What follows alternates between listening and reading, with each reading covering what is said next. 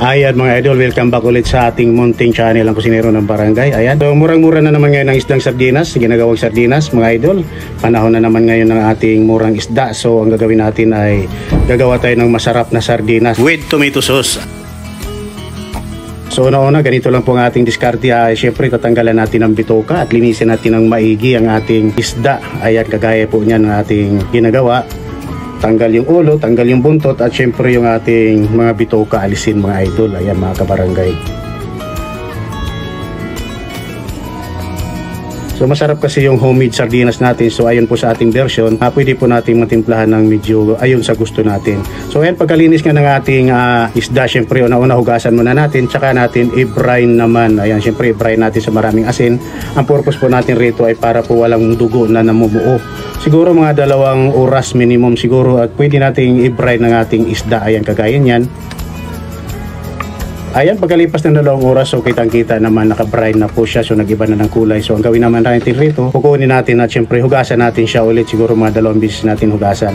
At pagkahugas nga, tsaka na tayo mag-prepare ng ating mantika. At syempre igisa na natin ang ating bawang mga idol. Ayan, gagawa na po tayo ng sardinas sauce na talaga namang napakasarap.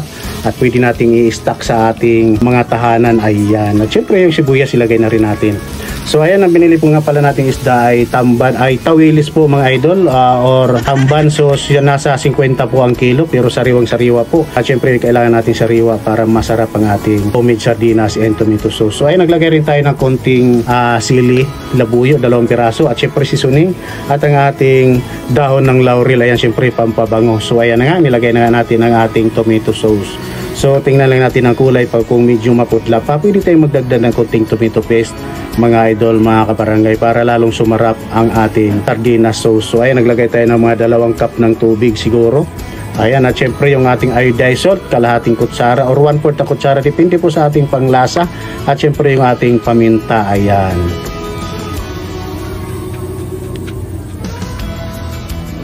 Ayan, at hayaan lang natin kumulo at syempre lutuin natin na maigi ang ating sardinas sauce para lalong masarap.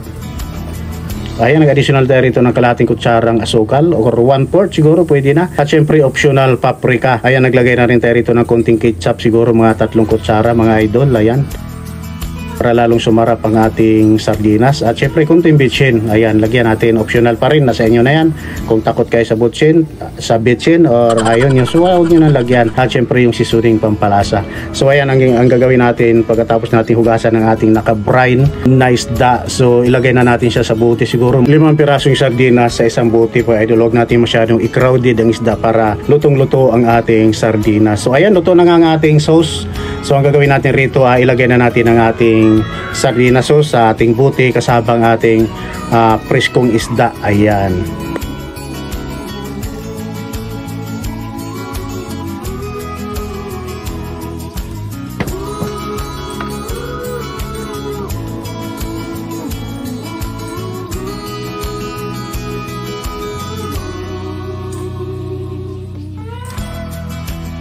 Fresh na fresh po yung ating isda rito mga idol para masarap ang ating homemade sardines. Ayan, at siguraduhin lang natin na punong-puno ang ating buti ng ating sauce. Tsaka natin takipan ng maigi mga idol, mga kabarangay. Ayan, takipan natin ng maigi. Tsaka naman natin ngayon i-pressure cooker sa loob ng 1 oras or 1 oras at 20 minutes mga idol, para sure na sure talagang malambot na malambot ang kanyang tinik. Ayan, at syempre yung tubig huwag masyadong marami, mga kalahati lang dun sa buti, okay na. Kaya nakasit muna natin sa 1 oras, pero mamaya dinagdagan natin ng mga 10 to 20 minutes para talagang lutong-luto ang tinik, talagang malambot na siya mga idol. Ayan na nga, pagkalipas ng 1 oras with 20 minutes, ayan na po ang ating sardinas, lutong-luto na po. At sa mga nagtatanong nga pala kung talagang sasabog or puputok o mababasag ang buti sa pressure cooker, hindi po mga idol.